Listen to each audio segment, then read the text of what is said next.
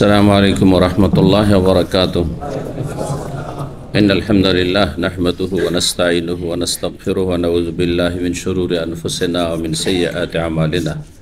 من يهده الله فلا مضل له ومن يضلل فلا هادي له وأشهد أن لا إله إلا الله وحده لا شريك له وأشهد أن محمدا عبده ورسوله صلى الله تعالى عليه وعلى آله وصحبه وسلم تسليما كثيرا. أما بعد،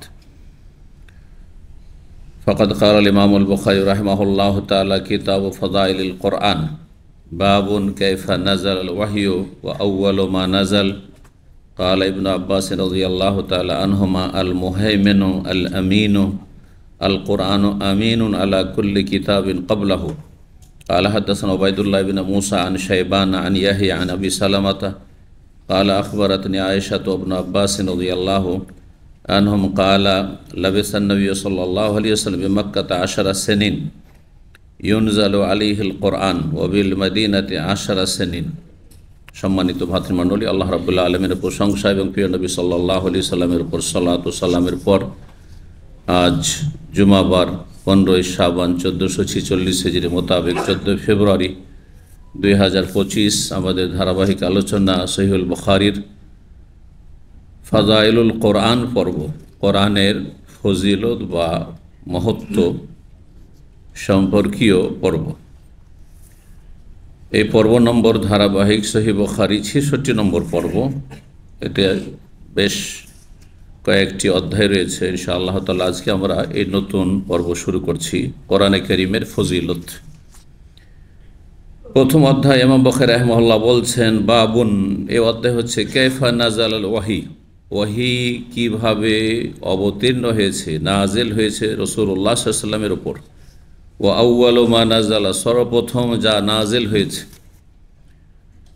কাল ইবনে আব্বাস রাদিয়াল্লাহু আনহু, ইবনে আব্বাস রাদিয়াল্লাহু তাআলা আনহু বলছেন যে কোরআনে কারীমে একটি কোরআনের গুণবাচক শব্দ রয়েছে, অর্থাৎ কোরআনে কারীমকে আল্লাহ এই গুণ দিয়েছেন, তা হচ্ছে মুহাইমেন। আল্লাহর একটি নাম 99টি নামের হচ্ছে আল মুহাইমেন, সূরা হাশরে যেমন আছে, তাই না? ওয়াল্লাহুল্লাযী লা ইলাহা ইল্লা হুয়া আলিমুল গায়বি ওয়াশ শাহাদাতু হুয়ার রাহমানুর রাহিম। ওয়াল্লাহুল্লাযী লা ইলাহা ইল্লা হু আল মালিকুল কুদ্দুসুস সালামুল মুমিনুল মুহাইমিন। তো আল মুহাইমিন আল্লাহর একটি নাম। হাইমানাতুন থেকে শব্দ হচ্ছে হাইমানা, এখান থেকে আল মুহাইমিন ইসিম ফাইলের সিগা আরবি গ্রামারে। কোরআনে কারীম আল্লাহ রাব্বুল আলামিনের সিফাত, আল্লাহর বাণী, আল্লাহর সিফাত, আল্লাহর গুণ, তাকেও মুহাইমিন বলা হয়েছে। সূরা মায়েদার আয়াত নম্বর 48-এ আল্লাহ রাব্বুল আলামিন কোরআনে কারীমকে আগের কিতাবগুলির সত্যায়নকারী বলে আখ্যায়িত করেছেন। কোরআনে কারীম আগের আসমানি গ্রন্থগুলি, তাওরাত, ইনজিল, জবুর, যা কিছু আল্লাহ নাজিল করেছে আম্বিয়া রাসূলগণের প্রতি, সেগুলির সত্যায়নকারী বলে আখ্যায়িত করেছেন। এই মর্মে আরও কিছু আয়াত রয়েছে। তারপরে বলছে ওয়া মুহাইমিনান আলাইহি, এবং আগের পূর্ববর্তী যেসব জাতি ছিল, নবী রাসূলগণের উম্মত ছিল, তাদের কাছে যে কিতাবগুলি, গ্রন্থগুলি নাজিল হয়েছে, সেগুলির ওপর কোরআনে কারীম হচ্ছে মুহাইমিন। এই মুহাইমিন মানে কি? হাইমানাতুন মানে হচ্ছে প্রভাব, প্রতিপত্তি, সংরক্ষণ, এ বিভিন্ন অর্থগুলি হয়ে থাকে। জি, তো যার ওপর কোনো ক্ষমতা, কোনো রকমের ক্ষমতা চালাতে পারে না, মানে সমস্ত ক্ষমতার ওপর যেই ক্ষমতা সবচেয়ে শক্তিশালী, তাকে বলা হয় মুহাইমিন। এই জন্য আজকাল এই ভাষাটি আরবি ভাষায় ব্যবহার হয়। পৃথিবীতে সবচেয়ে শক্তিশালী যেই দেশ অথবা জাতি, সেই জাতি সম্পর্কে আল হাইমানা শব্দটি ব্যবহার করা হয়। তাদের দাপট, তাদের প্রভাব পৃথিবীতে, যা বলছে তা করতে হচ্ছে, হ্যাঁ, স্বেচ্ছায় হোক আর অনিচ্ছাকৃত হোক, অথবা সেভাবে চলতে হচ্ছে, মানিয়ে নিচ্ছে, মানতে বাধ্য করছে, ন্যায় হোক আর অন্যায় হোক। হাইমানা এটা মানুষের ক্ষেত্রে, কারণ মানুষ হচ্ছে অধিকাংশ জালেম, সেই জন্য কিন্তু রব্বুল আলামিন আহকামুল হাকিমিন, তিনি সবচেয়ে বড় সুবিচারকারী। জি, সুতরাং তিনি যে সর্বশেষ গ্রন্থ নাজেল করেছেন, আগের গ্রন্থগুলির জন্য সর্বশেষ কিতাব ফাইনাল আল্লাহ রাব্বুল আলামিনের যে আসমানি সিলেবাস আল কোরআনুল কারীম, সেটি হচ্ছে সংরক্ষক এবং প্রভাবশালী আগের গ্রন্থগুলির ওপর। এই জন্য যে আগের কিতাবগুলি প্রথম কথা সেসব জাতিরা সংরক্ষিত করে রাখেনি, বিকৃত হয়ে গেছে। অনেক সময় কিতাবগুলি হারিয়ে গেছে, কারণ সেই কিতাবগুলির হাফেজ থাকতো না। একমাত্র কোরআন কারীমের বৈশিষ্ট্য যে কোরআনের সুরক্ষা, হেফাজত আল্লাহ দুইভাবে করেছেন, লিখিতভাবে এবং মানুষের সিনাই সিনাই সংরক্ষিত করে, মানে কোরআনের হাফেজ বানিয়ে। পৃথিবীতে লক্ষ লক্ষ হাফেজ রয়েছে, সারা পৃথিবীর দুনিয়ার সমস্ত কপি গ্রন্থ কোরআনে কারীমের যে লিপি রয়েছে, সেগুলি যদি হারিয়ে যায়, শেষ করে দেওয়া হয়, নিশ্চিহ্ন করে দেওয়া হয়, তবু কোরআনকে কেউ একটুও রদবদল করতে পারবে না, কারণ মানুষের সিনাই একেবারে পুরোপুরি সুরক্ষিত রয়েছে। বরং শুদ্ধ উচ্চারণের সাথে যতগুলি পড়ার জন্য কেরাতে অবকাশ রয়েছে, 10 রকমের প্রসিদ্ধ যে কেরাত রয়েছে, সবগুলির কারি হাফেজ রয়েছে পৃথিবীতে। তো এইভাবে আল্লাহ হেফাজত করে, ইন্না নাহনু নাজ্জালনা যিকরা ওয়া ইন্না লাহু লাহাফিজুন, নিশ্চয় আমি কোরআন নাজেল করেছি উপদেশ, এবং তার হেফাজত সংরক্ষণ আমি করব, যেহেতু আল্লাহ দায়িত্ব নিয়েছেন। কিন্তু আগের কিতাবগুলির দায়িত্ব আল্লাহ নেননি, ওই জাতিকে দায়িত্ব দিয়েছিলেন যে তোমাদের এই গ্রন্থের কিতাবের আমি নাজেল করি, তোমরা হেফাজত করো। বেমাস্তহফিজু মিন কিতাবিল্লাহ, কোরআন আরেকটি আয়াত রয়েছে। তাদেরকে বলা হয়েছিল যে আল্লাহর কিতাব, যে গ্রন্থগুলি নাজেল, তাওরাত, ইনজিল, জবুর, সোহফে ইব্রাহিম, মুসা, এগুলি তোমাদের হেফাজত করতে হবে, তোমাদের দায়িত্ব। মানুষরা দায়িত্ব পালন করতে গাফিলতি করেছে, উদাসীনতা দেখিয়েছে, অথবা অপারগ হয়েছে, পারেনি। যুগের আবর্তন বিবর্তনে যখন সেগুলি শেষ হয়ে গিয়েছে, তখন কিছু জানা ছিল, কিছু জানা ছিল না, তখন আনুমানিক তারা রচনা করেছে। যেমন বেদ রচনা মানুষের রচনা। আরজরা যখন প্রায় 4000 4500 বছর আগে ভারতে গেল, তখন সেখানে যাওয়ার পরে তারা যে ধর্মে বিশ্বাসী ছিল, পৌত্তলিকা তার ধর্মে, আর তার সাথে কিছু তৌহিদের জ্ঞানও ছিল। এমন যে তৌহিদের জ্ঞান ছিল না তেমন নাই, কারণ তারা হয় ইরাক থেকে গেছে একটি বর্ণনা অনুযায়ী, এই আরজরা ব্রাহ্মণরা, অথবা প্যালেস্টাইন থেকে গেছে। তো এইসব এলাকাগুলি হচ্ছে নবীদের এলাকা, সুতরাং পাশাপাশি বসবাসের জন্য তারা যদিও শিরকে লিপ্ত হয়েছে, তবুও তৌহিদের জ্ঞান রয়েছে, কিছুটা থাকলেও জ্ঞান ছিল। যেমন আজকাল আমাদের সমাজে, মুসলিম সমাজে মাজারপন্থী যারা লা ইলাহা ইল্লাল্লাহ বলছে, কিছু তৌহিদের কথাও বলছে, আবার মাজারে গিয়ে সেজদা করছে, শিরকও করছে। তো হিন্দু ধর্মের অবস্থাটি ঠিক প্রাচীন যুগে এরকম হয়েছে। তাদের প্রথম রচনা করেছে ধর্ম ব্রাহ্মণরা, আর্যরা, যাদের প্রাচীন নাম, আর তারপরে তারা চাপিয়ে দিয়েছে যারা আদিবাসী সেখানকার কালোরা ছিল, তাদের ওপর চাপিয়ে দিয়েছে সেই ধর্ম। জি, আর তারা সেটা স্বেচ্ছায় হোক আর অনিচ্ছাকৃত হোক গ্রহণ করেছে, এ পৌত্তলিকতা, মূর্তি পূজা। কিন্তু তারপরেও এই বেদে বেশ কিছু শ্লোক রয়েছে যেগুলিতে তৌহিদের কথা রয়েছে, এক ব্রহ্মার কথা রয়েছে, তারপরে নবী সাল্লাল্লাহু আলাইহি ওয়াসাল্লাম ভবিষ্যৎবাণী রয়েছে। বেশ কিছু বাংলা বই লেখা হয়েছে বেদ পুরাণে, মুহাম্মদ সাল্লাল্লাহু আলাইহি ওয়াসাল্লাম, মুহাম্মদ সাল্লাল্লাহু আলাইহি ওয়াসাল্লাম সম্পর্কে ভবিষ্যৎবাণী বেদ পুরাণে তো আছে। কিন্তু তার সাথে শিরক কুফরিও আছে, মূর্তি পূজাও আছে। তো কি বলতে গিয়ে বলছিলাম যে সংরক্ষণ করতে বলা হয়েছিল। কিতাবগুলি যখন নিশ্চিহ্ন হয়ে গেছে, তখন তারা নিজেরা রচনা করেছে, তাদের ধর্মগুরুরা তাতে কিছু সংযোজন করেছে, কিছু কর্তন করেছে, কিছু কমিয়েছে, কিছু বাড়িয়েছে, যার ফলে বিকৃত হয়ে গেছে। এক কথায় আগের যতগুলি কিতাব, তাওরাত, ইনজিল, বাইবেল, সে ওল্ড টেস্টামেন্ট হোক, পুরাতন অনুশাসন হোক, নতুন অনুশাসন হোক, নিউ টেস্টামেন্ট হোক, সবগুলি বিকৃত কিতাব।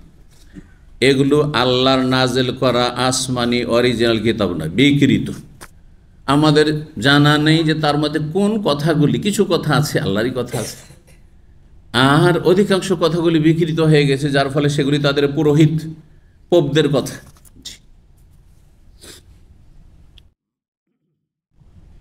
কিন্তু কোরআনে কারীম আল্লাহ রাব্বুল স্বয়ং হেফাজতের দায়িত্ব যেহেতু নিয়েছেন, এবং হেফাজতের আল্লাহ করিয়েছেন মানুষকে দিয়ে, কিন্তু আল্লাহ নিজ দায়িত্ব নিয়েছেন যে এমন কিছু মানুষ তৈরি করব যারা কোরআনে কারীম বিতরণ করবে, লিপিকার আকারে, গ্রন্থের আকারে, তাদের অর্থ সম্পদ দিয়ে, তাও আল্লাহ করেছেন যুগে যুগে।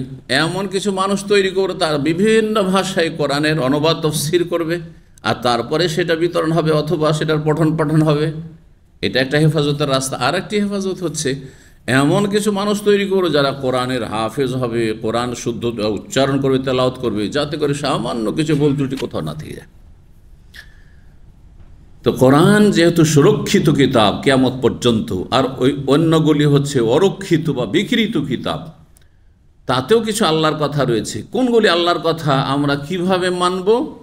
এই যে কোরআনে কারীম যেগুলি সত্যায়ন করেছে, তাওরাত ইনজিলও কিছু বিধান আছে, ভালো কথা আছে, যেগুলির কোরআনে সত্যায়ন করা হয়েছে যে এগুলি কথা ইসলাম স্বীকৃতি দেয়, এগুলো ইসলাম হিসাবে পালন করা, সেগুলি তাওরাতেও আছে আর কোরআনে আছে, সেগুলি আমাদের ইসলাম। যেমন প্রাচীন সুন্নতগুলি, ইব্রাহিম আলাইহিস সালামের সুন্নত, প্রাচীন সুন্নত, হজ উমরার বিষয়গুলি, এইরকমই যতগুলি চারিত্রিক বিষয় রয়েছে, চরিত্র গঠন, জি, তারপরে তৌহিদের বিষয়গুলি, পরকালের বিষয়গুলি, জান্নাত জাহান্নামের বিষয়গুলি, এগুলি স্বীকৃত কোরআন দ্বারা, এবং এই কথাগুলি সেসব আসমানি বিকৃত কিতাবও রয়েছে বিগত কিতাবগুলিতে। এই জন্য কোরআনের একটি গুণ হচ্ছে যে কোরআন হচ্ছে মোসাদ্দেক, সত্যায়নকারী, আর কোরআন হচ্ছে মুহাইমিন, মানে প্রভাবশালী কিতাব। অর্থাৎ কোরআন যদি অনুমোদন দেয় যে এই কথাগুলি আল্লাহর, তাহলে সেটা মানা যাবে, তাওরাতে ইনজিলে জবুরে আছে, সেটা মানা যাবে, কারণ কোরআন এগুলোকে কি করেছে? স্বীকৃতি দিয়েছে। আর কোরআন যদি স্বীকৃতি না দেয়, কোরআনে আল্লাহ মদ হারাম করেছে, কোরআনে আল্লাহ শুকুরকে হারাম করেছে, লাহমুল খিনজির, আর খ্রিস্টানরা মদ খাচ্ছে, শুকুর খাচ্ছে, সেটা কখনো হালাল নয়। এমনকি তারা তাদের কিতাবে যদি সংযোজনও করে দেয় তবু হালাল নয়, হারাম, মানবরচিত ধর্ম সেটি। আল্লাহ কোনো যুগেই শুকুরের গোস্ত হালাল করেননি, কোনো যুগেই নেশাজাত দ্রব্য মদ গাঁজা আল্লাহ হালাল করেননি, এগুলো মৌলিক বিষয়। তো এখন আমরা হাদিসে দিয়ে গিয়ে যাই। এই শব্দটির ব্যাখ্যা করতে বললাম যে ইবনে আব্বাস রাদিয়াল্লাহু তাআলা আনহু বলছেন, মুহাইমিনের তাফসীর করতে গিয়ে তিনি বলছেন আল আমিন, কোরআন হচ্ছে বিশ্বস্ত গ্রন্থ। বিশ্বস্ত কে? যার কথা বিশ্বাস করা যায়। ধরেন মানব সমাজে নানা কথা ছড়িয়ে আছে, নানা লোক নানা ধরনের মন্তব্য করছে, ওর মধ্যে একজন বা কয়েকজন বিশ্বস্ত ব্যক্তি, এরা হচ্ছে বিশ্বস্ত ব্যক্তি। তো কার কথা বিশ্বাস করব? সবার কথা? সমাজে যেসব কথা ছড়িয়ে সব বিশ্বাস করব? বিশ্বস্ত ব্যক্তির কথা, বিশ্বস্ত সূত্রের কথা বিশ্বাস করব। তো কোরআন হচ্ছে আল আমিন, বিশ্বস্ত। সুতরাং কোরআনে কারীমে যা আছে বিশ্বাস করব, কোরআনে যা আছে তার উপর আমল করব, কোরআনে যা আছে সেই অনুযায়ী জীবন গড়ব, কোরআনে যা আছে সে ওই দিকে মানুষকে আহ্বান করব। তো আল আমিন দিয়ে তাফসীর করেছেন মুহাইমিনের। কিন্তু আল আমিন ছাড়া, বিশ্বস্ত ছাড়াও মুহাইমিনের যেগুলো প্রসিদ্ধ অর্থ সেগুলি বললাম, যে প্রভাবশালী, তারপরে সংরক্ষক ইত্যাদি।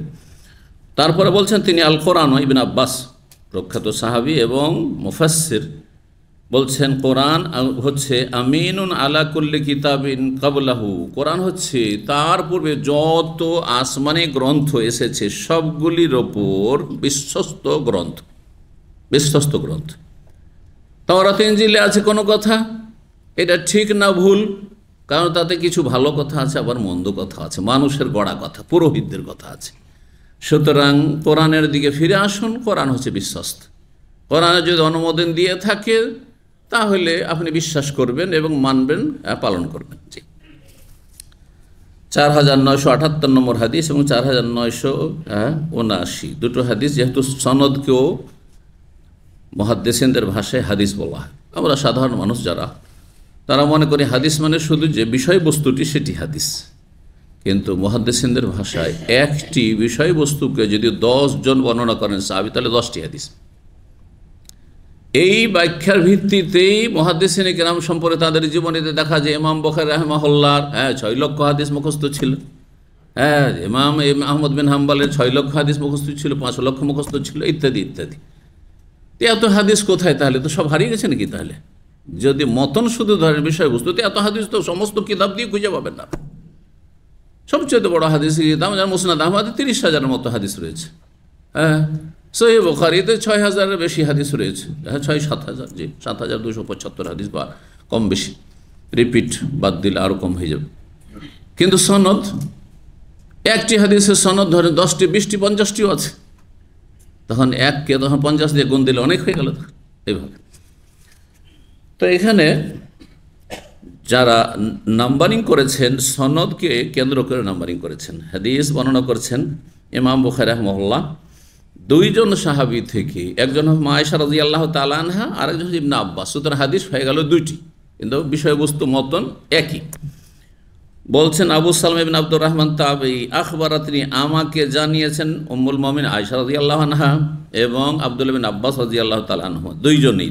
2টি হাদিস কালা, উভয়ে বলেছেন লাবেসান নবী সাল্লাল্লাহু আলাইহি ওয়াসাল্লাম বিমাক্কাতে 10 সনিন, নবী সাল্লাল্লাহু আলাইহি ওয়াসাল্লাম মক্কায় প্রায় 10 বছর অবস্থান করেছেন। মক্কায় নবী সাল্লাল্লাহু আলাইহি ওয়াসাল্লাম নবী হওয়ার পরে 10 বছর থেকেছেন না 13 বছর? 13 বছর। এই হাদিসে 10 বছর আছে। তার মানে হাদিস এটি ভুল এমন কথা নেই, তবে সূক্ষ্ম কথা নাই।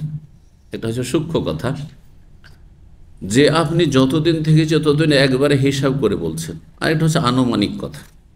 আনুমানিক কথা আমরা যখন হিসাব করি তখন ছোটোখাটো হিসাবগুলি বাদ দিয়ে দিই। কারো কাছে আপনি পাবেন আপনি 10,175 টাকা 50 পয়সা, বুঝছেন না? তখন বলতে গিয়ে বলেন না যে আমি এত টাকা এত পয়সা পাবো, উনি 10,000 টাকা পাবো, অথচ 10,100 আছে, তারপর এত টাকা আছে, আবার পয়সাও আছে না নাই? এগুলোকে বলা হয় আরবিতে যে ভাঙা হিসাব, কসুর। ভাঙা হিসাবগুলোকে অনেক সময় বাদ দিয়ে দেওয়া হয়, মানুষের গণনা বাদ দেওয়া হয়। তো 10 বছর একটা মোটা হিসাব, আর 3 বছর ভাঙা হিসাব, বোঝা গেছে? 3 বছরে 2-1 দিন বেশি, কয়েক ঘন্টা আরও বেশি, এগুলো হিসাব করে নাকি মানুষ? এই জন্য আমাদের দেশে ছোটোকালে আমরা শুনতাম মা খালাদের হিসাব, যে মাসে মাসে তোমার বয়স এত বছর হলো, মাস থেকে মাস যদি তো মাস টু মাস, আর বছরে বছরে মানে ধরেন জন্ম হয়েছে 2000 সালে, আর এখন হচ্ছে 2025, তাহলে কোথায় 25 বছর হয়ে গেল। তো 2000 সালের যদি ডিসেম্বরে জন্ম হয়, বুঝা গেছে? আর এখন এসে শুরুতেই আছেন 2025-এর ফেব্রুয়ারিতে, তাহলে কত কমে? 9 মাস গোটাই কমে গেল, তাই না? এইরকম আর কি। তো নবী সাল্লাল্লাহু আলাইহি ওয়াসাল্লাম মক্কায় অবস্থান করেছেন 10 বছর। ইউনজালু আলাইহিল কোরআন, সেই সময় তার প্রতি কোরআন নাজিল হতে থেকেছে। তার মধ্যে মাঝখানে কিছুদিন কোরআনের ওহী বন্ধ হয়েছিল। সেই সময়টা কত সময় ছিল? এই ক্ষেত্রে 2টো মত রয়েছে। একটা মত মাত্র অল্প সময় বন্ধ ছিল, কয়েকদিন বন্ধ ছিল, এই মতটি শক্তিশালী। আর আরেকটি মত হচ্ছে যে প্রায় 3 বছরের মতো বন্ধ ছিল। তাহলে ওই হিসাব যদি এখানে লাগানো হয়, তাহলে ওইটা হয়তো যে 10 বছর কোরআন নাযিল হয়েছে, 13 বছর নবুয়তের জীবন বেঁধে, আর মাঝখানে বিরতি ছিল। কিন্তু এই মতটি দুর্বল মত, যে নবী সাল্লাল্লাহু আলাইহি ওয়াসাল্লাম নবী হয়ে যাবে, রসুল হয়ে যাবে, আর তারপরে দীর্ঘ সময় ধরে কোরআন ওহী নাজিল হবে না, দাওয়াতি কাজ হবে না, বন্ধ থাকবে ওহী। এটা মত দুর্বল।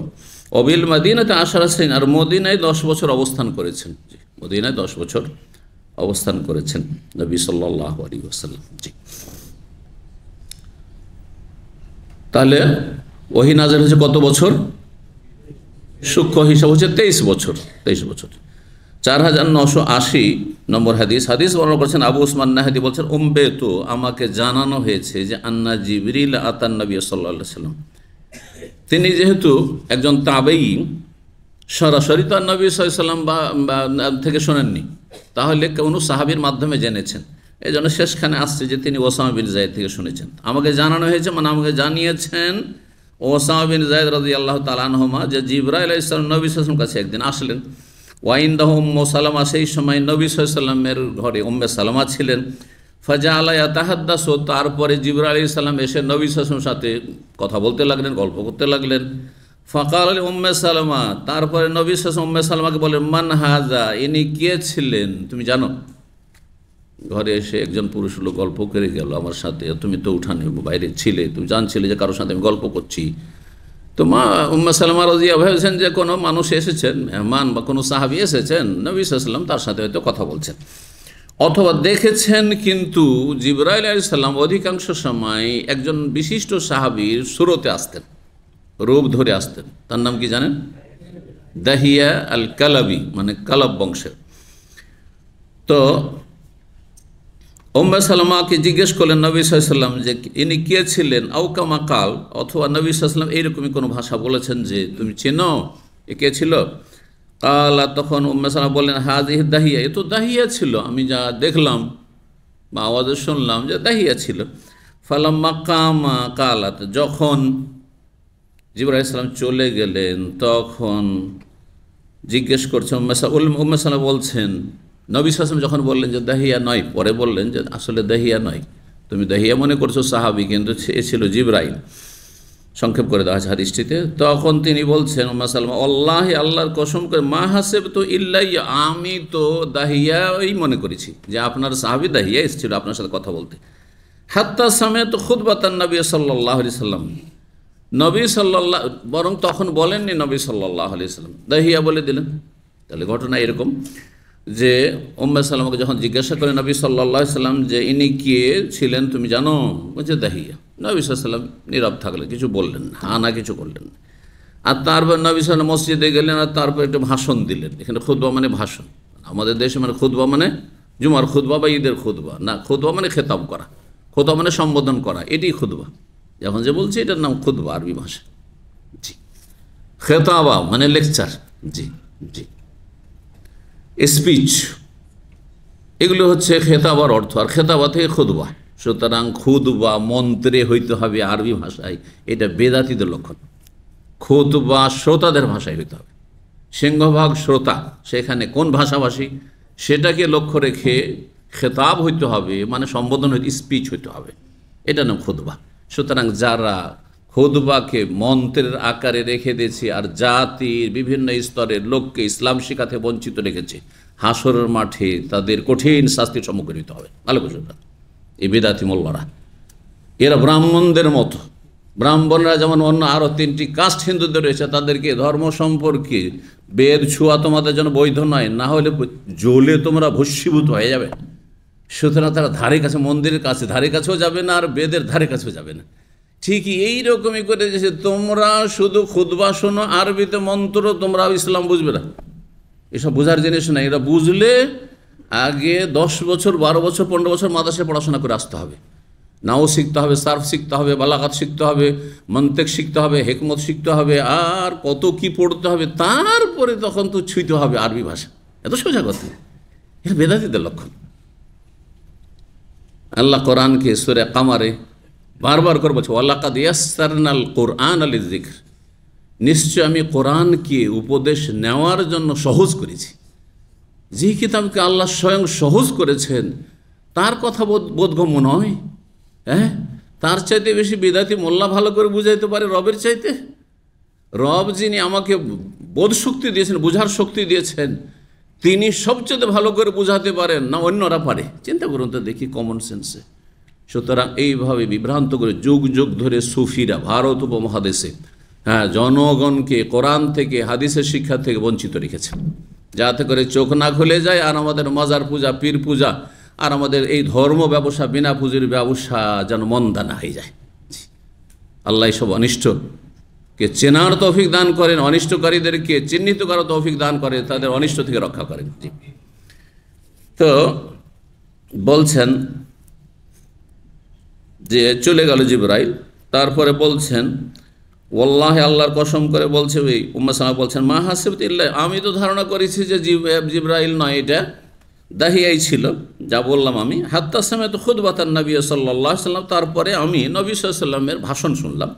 ইউখবিরু খাবরা জিবরিল, তাতে তিনি আলোচনা প্রসঙ্গে বলছেন যে জিবরাইল আলাইহিস সালাম এই কথাগুলি আমাকে বলে গেলেন, এখনই আমার কাছে এসেছিলেন। আও কামা কাল কাল আবি। জি, এখানে ওই মুতামের, ইমাম বুখারী ওস্তাদ মুসা বিন ইসমাইলের ওস্তাদ হচ্ছে মুতামের। মুতামের বলছেন সামেতো আমি আমার আব্বার কাছে শুনেছি। তো মুতামের বিন সুলাইমান, আমরা হাদিসের সনদ যেহেতু পড়েছি, মদিনা ইউনিভার্সিটি যারা হাদিস নিয়ে পড়াশোনা করে তাদের মতন পড়ানো হয় না, শুধু সনদও পড়ানো হয়। এবং কার বাপের নাম কি, কার যুগটা কি, সে সাহাবি না তাবেই না তাবা তাবেই, কারণ এগুলোর উপর নির্ভর করছে হাদিসের সহিহ অনেক সময়। কারণ একজন আরেকজনের সাথে সাক্ষাৎ হয়েছে কি হয়নি, কার কখন জন্ম, কার কখন ইন্তেকাল, এর মাধ্যমে বোঝা যাবে। এখন আমি যদি বলি কানা কাহাই করে দেখাতে যে আমি সরাসরি শুনেছি ইমাম ইবনে হাজার রাহিমাহুল্লাহর কাছে, কথা বোঝা গেছে, আমি শুনেছি শাহ ওয়ালিউল্লাহ মুহাদ্দিস দেহলভির কাছে, কারণ সাধারণ মানুষ তো বুঝবেন না, হইতেও পারে, কারণ আপনি জানেন না যে শাহ ওয়ালিউল্লাহ মুহাদ্দিস দেহলভির যুগটা কখন। কিন্তু যারা এই বিষয়ে বিজ্ঞ তারা জানে যে শাহ ওয়ালিউল্লাহ মুহাদ্দিস জামানা হচ্ছে আপনার বাদশাহ আওরঙ্গজেব, বাদশাহ আলমগীর, তার জামানায় শাহ ওয়ালিউল্লাহ মুহাদ্দিস দেহলভির বাবা শাহ আব্দুর রহিম, তিনি যে ওলামাদের সদস্য ছিল, একটি কমিটি ছিল ওলামা কমিটি, বড় ওলামা কমিটি ভারত উপমহাদেশ মোগলদের, তাদের অন্যতম একজন ছিলেন। তাহলে আলমগীর আর আলমগীরের পরে যে রাজাগুলি এসে সেই যুগটা হচ্ছে কার যুগ, শাহ ওয়ালিউল্লাহ মুহাদ্দিস দেহলভির যুগ। আর আমি ভারতে, ভারতের মোগল আমল গেল, শেরশাহ সুরির যুগ গেল, সব মুসলিম শাসন আমল গেল, তারপরে ইংরেজদের 200-250 বছর গেল, তারপরে আপনার 47-এর পরে ভারত পাকিস্তান এসব যুগ যাওয়ার পরে 47 আমার জন্ম হয়নি, আর আমি বলছি আমি ওলিউল্লাহ মুহাদ্দিস দেহলভির কাছে শুনেছি। মিথ্যুক না? বোঝা গেছে না?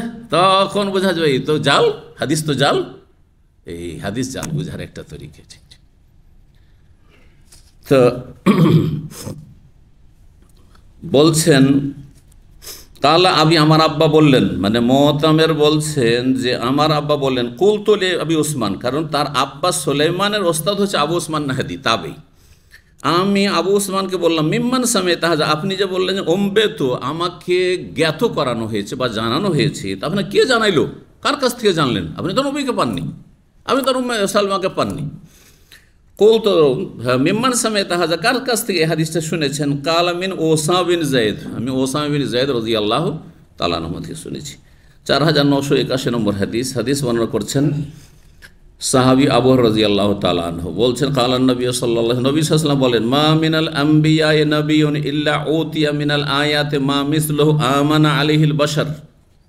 নবী সাল্লাল্লাহু বলছেন যে কোনো নবীর আগমন ঘটেছে, এসেছেন পৃথিবীতে নিজ নিজ যুগে, ইল্লা উতিয়া মিনাল আয়াত, সমস্ত নবীকে নিদর্শনাবলী দেওয়া হয়েছে, মানে মুজিজাত। নিদর্শন মানে হচ্ছে আয়াত দুই রকম, আয়াত হচ্ছে আয়াতে শারঈ, আল্লাহর বিধানগত আয়াত হচ্ছে কোরআনের আয়াত অথবা রাসূলুল্লাহ সাল্লাল্লাহু আলাইহি ওয়াসাল্লামের বা নবীর কথাগুলি, দুটোই ওহী, এগুলো আয়াত। এই জন্য কোরআন আয়াতকে কি বলছেন? আয়াত বলছেন, কারণ কোরআনের আয়াতের মাধ্যমে আল্লাহ এবং আল্লাহর দ্বীন সম্পর্কে জানছেন, নিদর্শন, এগুলি হচ্ছে শারঈ নিদর্শন, শারঈ আয়াত। আরেকটি হচ্ছে আয়াতে কওনিয়া, সৃষ্টিগত নিদর্শন বা সৃষ্টিগত আয়াত। সৃষ্টিগত আয়াত মানে এমন আল্লাহর সৃষ্টি, সব সৃষ্টি, সমস্ত আল্লাহর সৃষ্টি, এবং সেই সব সৃষ্টিকে দেখে বা সৃষ্টির জ্ঞান অর্জন করে স্রষ্টাকে চেনা যায়। যেমন আল্লাহ বলছেন যে তোমার বডিটা মাথা থেকে পা পর্যন্ত দেখো, অফি আনফুসিকুম, এবং গভীরভাবে গবেষণামূলক চিন্তা করে দেখো যে কত সুন্দর সুঠাম করে আল্লাহ তৈরি করছে, এবং এতে যে যন্ত্রপাতিগুলি রয়েছে সুবহানাল্লাহ কি সূক্ষ্মভাবে পরিচালিত হচ্ছে। আজকে আরও সায়েন্সের যুগে এই যে ব্লাডে, রক্তে যে এতগুলি গ্রুপ আছে, সুবহানাল্লাহ, রক্তে যে বিভিন্ন রকমের সেল আছে ইত্যাদি রয়েছে, হিমোগ্লোবিন আছে, এই আয়রন কম হয়ে গেছে না আপনার হিমোগ্লোবিন কম হয়ে গেছে, কত কি আছে, বেশি আছে না কম আছে, এগুলো নিয়ে চর্চা করে যে আল্লাহর সাথে সম্পৃক্ত হয়ে আল্লাহর প্রতি বিশ্বাসের ওপর ভিত্তি করে যদি মেডিকেল সায়েন্সের ছাত্ররা, শিক্ষকরা লেখাপড়া করত, তাহলে তাদের ঈমান আমাদের চাইতে মজবুত হইত।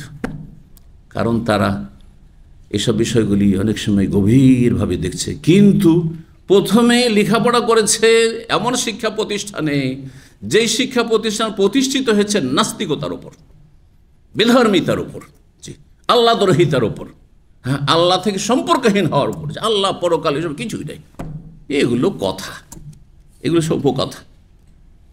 আর তারপরে তখন এত সায়েন্স টেকনোলজির এত কিছু পড়ার পরে সব কিছু দেখছে, কিন্তু শেষখানে কোথায় পৌঁছে দিচ্ছে? ন্যাচারাল, সব প্রাকৃতিক বিষয়। কে এগুলো সৃষ্টি করলেন, কোথা থেকে আসলো, কিভাবে এগুলো পরিচালিত হচ্ছে।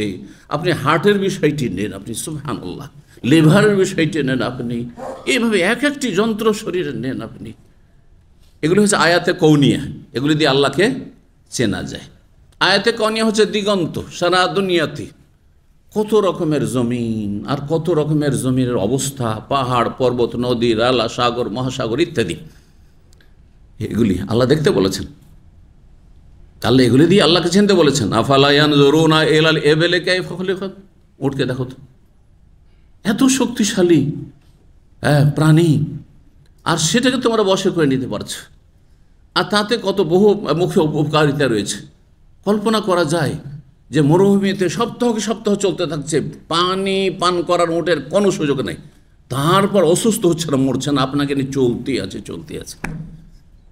বিভিন্ন দিক থেকে আল্লাহ উট নিয়ে গবেষণা করতে বলছেন। আফালা ইয়ানজুরুন, তাহলে আল্লাহকে চিনতে পারবে যে সৃষ্টি করেছেন তোমাদের উপকারের জন্য আল্লাহ এই উট, যে কোনো বাহন ছিল না। ওয়াইলাস সামাই কাইফা রুফাত, আকাশ, ওয়াইলাল জিবালি কাইফা নসিবাত, ওয়াইলাল আরদি কাইফা সতিবাত, পাহাড় পর্বত দেখো, আকাশের দিকে তাকাও, জমিনের দিকে তাকাও, সুবহানাল্লাহ, তাহলে আল্লাহকে চিনতে পারবে। এগুলি আয়াতে কওনিয়া। আর আয়াতে কওনিয়া হচ্ছে মুজিজাগুলি। একজন বলছেন আমি নবী, আমি রাসূলুল্লাহ, তখন মানুষ দুই ভাগে বিভক্ত। একদল তো সহজে ঈমান নিয়ে আসলো, বিশ্বাস করলো, অধিকাংশরা অস্বীকার করলো। তখন তাদেরকে চ্যালেঞ্জ করা হইল অসাধারণ অলৌকিক কিছু দেখানোর মতো, যেটি আল্লাহর ক্ষমতাধীন, কিন্তু নবীর মাধ্যমে আল্লাহ তা প্রকাশ করে থাকেন, যার নাম হচ্ছে মুজিজা, অলৌকিকত্ব। নবী সাল্লাল্লাহু আলাইহি সাল্লাম চাঁদকে দুটুকরো করে দেখালেন। নবী সাল্লাল্লাহু আলাইহি সাল্লাম মেরাজ থেকে ফিরে আসলেন, জি, রাতারাতি। বহু মুজিজা। নবী সাল্লাল্লাহু আলাইহি সাল্লামের সবচেয়ে বড় মুজিজা হচ্ছে কোরআনে কারীম, সবচেয়ে বড় মুজিজা কোরআনে কারীম। কারণ কোরআন এমন একটি মহাগ্রন্থ যে কোরআনের মতো 10টি আয়াত, 5টি আয়াতও কাফের শক্তি সেই যুগের, যারা আরবি ভাষার কাব্য রচনায়, আরবি ভাষার ইতিহাসে সবচেয়ে বেশি পণ্ডিত ছিল সেই যুগে। সেই যুগে আল্লাহ কোরআন নাজল করেছেন আর চ্যালেঞ্জ করেছেন, কোরআন যদি বিশ্বাস না করে যে আসমানি কিতাব, তাহলে কোরআন মতো একটি সূরা নিয়ে এসো, 10টি আয়াত নিয়ে এসো, কোরআন নিয়ে এসো। বিভিন্নভাবে আল্লাহ চ্যালেঞ্জ করেছেন কোরআনকে, পারেনি, তারা স্বীকার করেছে। এটা মানুষের বাণী নয়, মানুষের বাণী তো রবের বাণী, তো রবের প্রতি ঈমান নিয়ে আসো, এবং যিনি রবের বাণী তোমাদের কাছে পৌঁছায় তার প্রতি বিশ্বাস করো, ঈমান নিয়ে আসো, তার অনুসরণ করো। তারপরে যারা হতভাগা তারা কাফের হয়ে মারা গেছে, কিন্তু যারা ভাগ্যবান চেষ্টা করেছে, আল্লাহ তাদেরকে হেদায়েত নসিব করেছে যে কোরআন দিয়ে।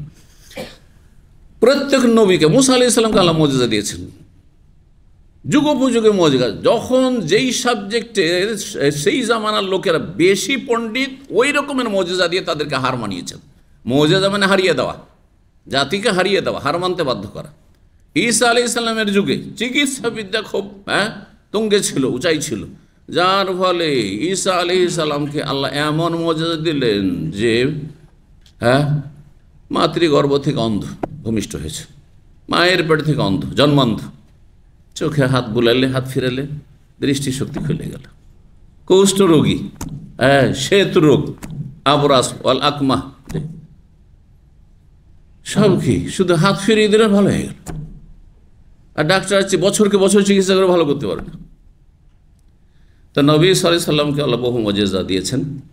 তো এখানে বলছেন যে যে কোনো নবী এসেছেন ইল্লা উতিয়া মিনাল আয়াত, তাকে এত নিদর্শন বা মুজিজা দেওয়া হয়েছে, মা মিসলুহু আমান আহলি, যাতে মানব জাতি ঈমান নিয়ে আসতে বাধ্য হয়, কিন্তু তারপরও কিছু অবাধ্য থাকবে, সেজন্য তারা হতভাগা। নবীর যুগ পেয়েছে, নবীকে সরাসরি পেয়েছে, মুজিজা চোখে দেখতে পেয়েছে, আমাদের মতো না যে আমরা চোখে দেখিনি, সচক্ষে দেখেছে, তারপর ইমান হারা হয়েছে, ইমান নিয়ে আসতে পারেনি, তাহলে তাদের মতো দুর্ভাগ্য কারণে তারা সবচেয়ে বেশি হতভাগা, নিকৃষ্ট। ওয়াইন্নামা কানাল্লাযী উতীতুহু, আর আমাকে যে সবচেয়ে বড় মুজিজা দেওয়া হয়েছে, ওয়াহিয়ান, সেটি হচ্ছে এই কোরআনের ওহী। আওহাহুল্লাহু ইলাইয়া, যা আল্লাহ আমার কাছে ওহী করেছেন। ফাআরজু, সুতরাং আমি আশাবাদী, আন আকুনা আকসারাহুম তাবিআন ইয়াউমাল কিয়ামতের দিনে আমার অনুসারীদের সংখ্যা সবচেয়ে বেশি হবে, এই উম্মতের সংখ্যা সবচেয়ে বেশি হবে। এবং জান্নাতি এদের সংখ্যার মধ্যে এই উম্মত, সমস্ত উম্মত বলে যতটা, তার চেয়ে অনেক অনেক বেশি এই শেষ উম্মত থেকে হবে। আল্লাহ আমাদের সকলকে জান্নাতুল ফিরদৌস দান করেন। আর মুসলিম জাতির যারা পথভ্রষ্ট, বিভ্রান্ত, পাপিষ্ট, আল্লাহ তাদেরকে হিদায়াত দান করেন। আল্লাহুম্মা হদিল্লাহুল মুসলিমিন। ইবনে শাহাব যুহরি বর্ণনা করেছেন 4982 নম্বর হাদিস, আনাস বিন মালিক রাদিয়াল্লাহু তাআলা আনহু থেকে বলছেন, আন্নাল্লাহ তাআলা তাবা আলা রাসূলিহি ক্বাবলা ওয়াফাতিহি হাত্তা তাওয়াফাহু আকসার মা কানাল ওয়াহি। বলছেন মহান আল্লাহ, আন্নাল্লাহ তাআলা, মহান আল্লাহ, রাসূলুল্লাহ সাল্লাল্লাহু আলাইহি ওয়াসাল্লামের ইন্তেকালের পূর্বে বা পূর্ব পর্যন্ত ধারাবাহিক ওহী নাযিল করতে থেকেছেন। নবী সাল্লাল্লাহু আলাইহি ওয়াসাল্লামের ইন্তেকালের মুহূর্ত পর্যন্ত, একবারে শেষ সময় পর্যন্ত আসমান থেকে নবী সাল্লাল্লাহু আলাইহি ওয়াসাল্লামের প্রতি ওহী আসতে থেকেছে। আগের নবীদের কেমন ছিল? তাওরাত, আল্লাহ ডাকলে যে তাওরাতে এসো, তোর পাহাড়ে এসো, সেখানে গেলেন, আর তারপরে তাওরাত একবারে গ্রন্থ আকারে আল্লাহ দিয়ে দিলেন। ঈসা আলাইহিস সালাম ইনজিল একবারে ধরিয়ে দিলেন। কিন্তু নবী সাল্লাল্লাহু আলাইহি সাল্লামকে এইভাবে কোরআন ধরানো হয়নি। কি করা হয়েছে? 23 বছরে যখন যা প্রয়োজন, যখন যেরকম সমস্যা সেই রকমই সমাধান। এবার ধীরে ধীরে ধীরে ধীরে ধীরে যদি কোনো বিধিবিধান আসে, সেটার বহুমুখী উপকারিতা রয়েছে। একবারে আসলে সেই উপকারিতা আপনি পাবেন না। একবারে অনেক অর্ডার চলে আসলো, মাথা খারাপ হয়ে যাবে। যারা মোদিরের আন্ডারে কাজ করছেন কোম্পানিতে, বসের আন্ডারে কাজ করছেন, একসাথে সকালবেলা ডিউটি দিয়ে গেছেন আর 25-50টা কাজ দিয়ে দিয়েছে। সকালবেলায় তো মাথা নষ্ট আপনার, কাজ করবেন আর কি। আর যদি একাধিক মদির থাকে, যেমন মুশরিকদের একাধিক মাবুদ, তাই না? তৃতীয়বাদী খ্রিস্টান, বহুত্ববাদী হচ্ছে পৌত্তলিক প্রতিমা পূজারী, বহুত্ববাদী মুশরিক হচ্ছে মাজার পূজারী। তাহলে কাকে রাজি করবে রে বাবা? এদিকে শাহজালালকে রাজি করলে, ওইদিকে খাজা মঈনুদ্দিন চিশতি, ওকে না রাজি করলে তো বিপদ ঘটবে। ওকে রাজি করলো তো আবার জয় গৌসুল আজ আব্দুল কাদের জিলানি, আবার এদিকে বায়েজিদ বোস্তামি, ওইদিকে হোসেন মানসুর হাল্লা, যাবি কোথায়? পেরেশানির শেষ নেই, পেরেশানির শেষ নেই মুশরিকের। বুঝতে পারছেন? পক্ষান্তর আমার রব রাজি, দুনিয়া রাজি, কোনো পরোয়া নেই, কোনো পরোয়া নেই। এই যে ফায়দা। জি, কিন্তু একটা দুটা করে যদি সকালবেলা আপনার কাজ দিত, চলো তোমাকে এখন 2-3টা কাজ দেওয়া হইল, আরামসে রিল্যাক্স আপনি কাজ করছেন, কোনো চাপের মুখে না। আর তার কাজ শেষ, আরও 2-3টা কাজ দেওয়া হইল।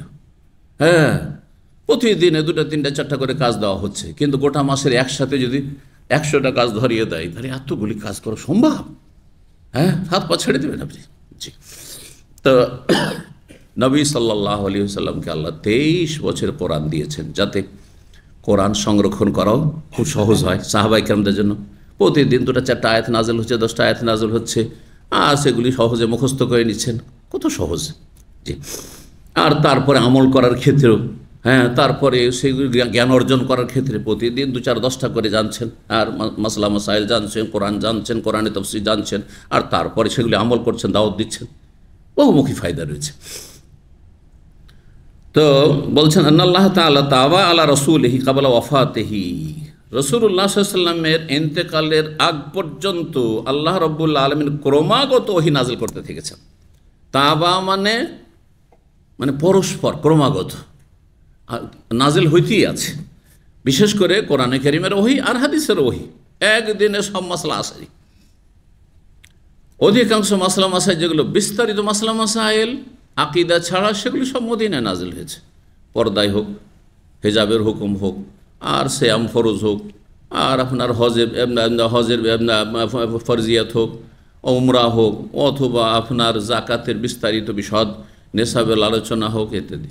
সালাত শুধু ফরজ হয়েছে, মক্কায় শুধু 5 ওয়াক্ত সালাত ফরজ হয়েছে, আর কালিমা তাওহীদ লা ইলাহা ইল্লাল্লাহ, শিরক মুক্ত হও। হাত্তা তাওয়াফাহু, এমনকি নবী সাল্লাল্লাহু আলাইহি ওয়াসাল্লামের তিরোধান হলো, ইন্তেকাল হলো। আকসার মা কান আলী হলো, যখন নবী সাল্লাল্লাহু আলাইহি ওয়াসাল্লাম ইন্তেকালের সময় কাছে আসে তখন আরও বেশি বেশি ওহী আসা শুরু হয়েছে, কারণ ওহীর এখন সমাপ্তি ঘটতে যাচ্ছে। সুম্মা তুফিয়া রাসূলুল্লাহ বাদু, তারপরে রাসূলুল্লাহ সাল্লাল্লাহু আলাইহি ওয়াসাল্লামের ইন্তেকাল হয়। তার নবী সাল্লাল্লাহু আলাইহি ওয়াসাল্লামের ইন্তেকাল হয়েছে ওয়াফাতে রসুল, ওয়াফাতে নবী, হায়াতুন নবী নয়। হায়াতুন নবী বলা শিরকি কথা, আর ওয়াফাতুন নবী বলা কোরআন হাদিসের কথা। নবীর ওয়াফাত হয়েছে, তিরোধান হয়েছে, নবী ইন্তেকাল করেছেন। সহজ ভাষায় নবী মৃত্যুবরণ করেছেন, মারা গেছেন। মত কোরআনে কারীমের কয়েকটি আয়াতে মত কথাটি নবীর জন্য ব্যবহার করা হয়েছে। আর হাদিস তো অসংখ্য হাদিস রয়েছে, জি, যেগুলোতে সাহাবাই কেরাম কোনো বেয়াদবি ফিল করেননি যে নবী মারা গেছেন বলবো তো বেয়াদবি হয়ে যাবে। যেমন এটা বেদাতিদের লক্ষণ আজকাল আমাদের সমাজে, ভারত, বাংলাদেশ, পাকিস্তানে। কিন্তু নবী মারা গিয়েছেন বলে তো ওর মতো বেয়াদব কেউ নেই, তাই না? সাহাবাই কেরামদের আদর্শ এটি, জি, এটি হচ্ছে ইসলাম। আপনি যদি বলেন না সন্দেহ আছে, তিনি মরেও মারা যাননি, তিনি যেমন মাজার পূজারীদের বিশ্বাস যে পীর মরে গেলে আরও শক্তিশালী হয়ে যায়, যতদিন বেঁচে ছিল তার চাইতে বেশি শক্তিশালী হয়ে যায় কখন? তো মারা তো যায়নি, বোধহয় চোখের আড়াল হয়ে গেছে, চোখের আড়াল হয়ে গেছে, শুধু আত্মগোপনে চলে গেছে। নাউযুবিল্লাহ, সব শিরকি কুফরি কথা। জি, এগুলো দিয়ে ইসলাম থাকবে না। এইসব তৌহিদের জনতা, তৌহিদের জনতা না, এগুলো শিরকি জনতা। জি, ভালো কোশ্চেন দেখেন। 4983 নম্বর হাদিস, হাদিস বর্ণনা করছেন আসওয়াদ বিন কায়েস তাবি, বলছে সামেত জুন্দুবান, জুন্দুব সাহাবী রাদিয়াল্লাহু তাআলা থেকে শুনেছি, ইয়াকুল, তিনি ইস্তাকান নবী সাল্লাল্লাহু আলাইহি ওয়াসাল্লাম, নবী সাল্লাল্লাহু আলাইহি ওয়াসাল্লাম একবার অসুস্থ হয়ে পড়লেন। ফালাম ইয়াকুল লাইলাতান আও লাইলাতাইন, সুতরাং তিনি এক রাত অথবা দুই রাত তাহাজ্জুদে উঠতে পারেননি অসুস্থতার কারণে। কিয়াম তাহাজ্জুদ মানে তো আমাদের মতো, আমাদের সমাজে আজকাল যেমন তাহাজ্জুদ আধা ঘন্টা 40 মিনিট, হ্যাঁ কম একটু বেশি, 1 ঘন্টার বেশি নয়, হ্যাঁ 1 ঘন্টা বলে অনেক ভালো কোয়ালিটির তাহাজ্জুদ না। নবী সাল্লাল্লাহু তাহাজ্জুদ মানে 1/3 অংশ, 2/3 অংশ, না হয় অর্ধেক অংশ রাতের। 3 রকম তাহাজ্জুদ সূরা মুজাম্মিলে রয়েছে, নিসফাহু আও ইনকুস মিনহু কালিলা আও জিদ আলাইহি, 3 রকম, হয় অর্ধেক, না হয় তার একটু কম মানে 1/3, 1/3 অংশ রাতের, অথবা আউজিদ আলাইহা মানে অর্ধেকের বেশি, তার মানে 2/3 অংশ। তাহলে চিন্তা করুন কত ঘন্টা তাহাজ্জুদ পড়তেন। অসুস্থতার কারণে 2 রাত উঠেননি। পাশি প্রতিবেশী এক কাফের মহিলা ছিল, বাস করত। ফাতাতহু ইমরাতুন, জনৈক মহিলা আসলো। এই মহিলা যেহেতু সে খবর রাখছে যে নবী এই 2 দিন, হ্যাঁ, তার তেলাওয়াত শোনা যায়নি, কারণ নবী সাল্লাল্লাহু আলাইহি ওয়াসাল্লাম উচ্চস্বরে তেলাওয়াত করতেন, যখন তাহাজ্জুদ পড়তেন উচ্চস্বরে তেলাওয়াত করতেন। তাহাজ্জুদ আপনি নিজে পড়ছেন, আর আপনার সেখানে আশেপাশে কেউ ঘুমিয়ে নেয়, কারো ঘুমে কোনো রকমের গোলযোগ হবে না, ডিস্টার্ব হবে না, তাহলে জোরে তেলাওয়াত করে উত্তম। রাতের সলাত একা পড়লেও জোরে তেলাওয়াত করে উত্তম, নিজেকে শুনিয়ে, নিজেকে কমপক্ষে শুনিয়ে। এতে হবে কি, কোরআনের আপনার ওপর ভালো একটা প্রভাব পড়বে, হ্যাঁ, আপনার ঈমান শক্তিশালী হবে, আপনি আখিরাতমুখী হবেন, আপনার অন্তরটা নরম হবে। এই জন্য এটি সুন্নাত। কিন্তু যদি দেখা যায় যে পাশের লোকেরা ঘুমিয়ে আছে, আপনার স্ত্রী উঠেনি, অথবা ছেলেমেয়েরা ঘুমিয়ে আছে, জোরে তেলাওয়াত করলে এরা জেগে যাবে, এদের কষ্ট হবে, অথবা অসুস্থ মানুষ আছে, অথবা ব্যাচেলার রুমে বাস করছেন আর ওখানে আপনি তেলাওয়াত শুরু করে দিবেন তাহাজ্জুদে, না না, এটা জায়েজ নয় তখন। জি, তো এই মহিলা পাশে বাস করত, হতে পারে যে তার পাশে বাস করা মহিলা হচ্ছে আবু লাহাবের স্ত্রী, নবী সাল্লাল্লাহু আলাইহি ওয়াসাল্লামের চাচি, যাকে আল্লাহ সূরা লাহাবে কি বলেছেন? হ্যাঁ, হাম্মালাতুল হাতাব, হ্যাঁ, লকড়ি কুড়ানি, হ্যাঁ, লকড়ি টুকানি। তো এই মহিলা উম্মে জামিল লানাহাল্লাহ, আল্লাহ লানত করেছেন, আল্লাহ স্বয়ং লানত করেছেন। তাব্বাত ইয়াদা আবি লাহাব, আবু লাহাবের 2 হাত ধ্বংস, সেও ধ্বংস, অমরাতও, তার স্ত্রীও ধ্বংস, হ্যাঁ ধ্বংস হোক, লানত হোক। আর এই কোরআনের আয়াত সূরা কিয়ামত পর্যন্ত তেলাওয়াত হইতে আছে। কত মানুষ যে তেলাওয়াত করেছে, কত মানুষ যে তেলাওয়াত করছে, আর কত যে তেলাওয়াত হবে, লানত হইতেই থাকবে। চিন্তা করেন যে আপনি আল্লাহর রহমত পাওয়ার কাজ করে যান, যাতে লানত অভিশাপ না হয়। তো এই মহিলা বলল যে, ইয়া মুহাম্মদ, হে মুহাম্মদ, মা ওরা শাইতানাকা ইল্লা কাদ তারাকাকা, তোমার শয়তান তো তোমাকে পরিত্যাগ করেছে। কত বড় অপরাধী সে মহিলা, এক জিবরাইল আলাইহিস সালামকে শয়তান বলছে। আর নবী সাল্লাল্লাহু আলাইহি ওয়াসাল্লামের কাছে 2 দিন, হ্যাঁ, 2 দিন যে তেলাওয়াত করেননি অসুস্থতার কারণে, তোমাকে ছেড়ে দিয়েছে, সেই জন্য তোমার আর তেলাওয়াত শুনতে পাইনি। জানতে পাইনি। ফানজালাল্লাহু আযজা, তখন আল্লাহ সূরা ওয়াদ-দুহা নাযিল করলেন। ওয়াদ-দুহা ওয়াল-লাইলি ইযা সাজা মা ওয়াদ্দাকা রাব্বুকা ওয়া মা ক্বালা।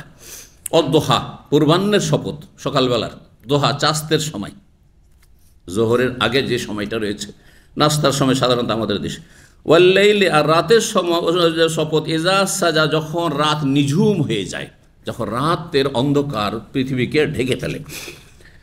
মা ওয়াদ্দাকা, তোমাকে তোমার রব ছেড়ে দেননি। মা ওয়াদ্দাকা রব্বুকা, তোমার রব তোমাকে পরিত্যাগ করেননি। ওয়া মা কালা, এবং তোমার রব তোমার ওপর অসন্তুষ্ট হননি। এই মহিলা হচ্ছে মিথ্যুক, জি, অভিশপ্তা। 2 নম্বর অধ্যায় বাবুন, এই অধ্যায় হচ্ছে নাযালাল কোরআন বিলিসানে কুরাইশ ওয়াল আরব। কোরআনে কারীম নাযিল হয়েছে কুরাইশদের মাতৃভাষা এবং আরবদের ভাষায়। এক তো আরবি ভাষা, আর আরবি ভাষার বিভিন্ন অ্যাকসেন্ট, উচ্চারণ রয়েছে, আঞ্চলিক ভাষা রয়েছে।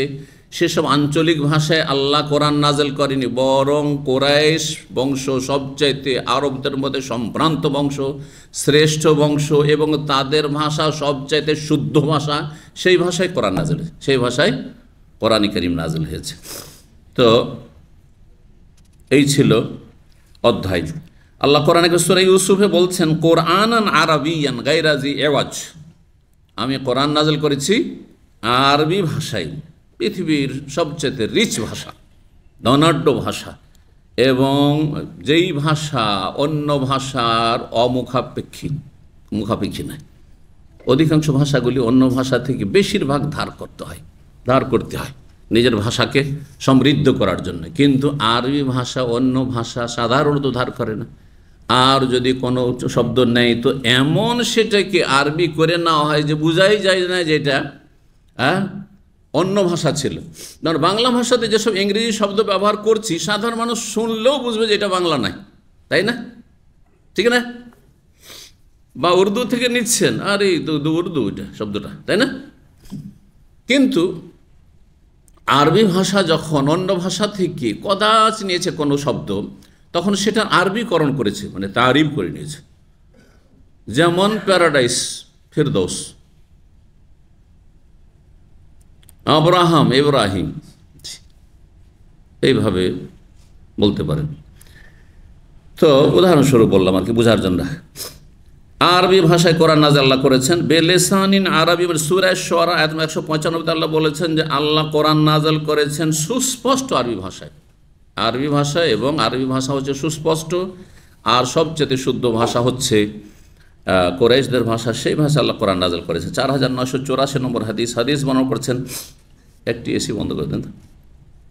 আনাস মালিক রাদিয়াল্লাহু তাআলা বলছেন, হাদিস ইমাম জোহরি বলছেন, ওয়াখবারনি আনাস মালিক আমার জানিয়েছেন, কালা আমারা উসমান ও যায়েদ ইবনে সাবিত ও সাঈদ ইবনে আস ও আব্দুল্লাহ ইবনে জুবাইর ও আব্দুর রহমান ইবনে হারিস ইবনে হিশাম আন ইয়ানসাখু ফিল মাসাহিফ। কোরআনের সংকলন সম্পর্কে হাদিস আসছে।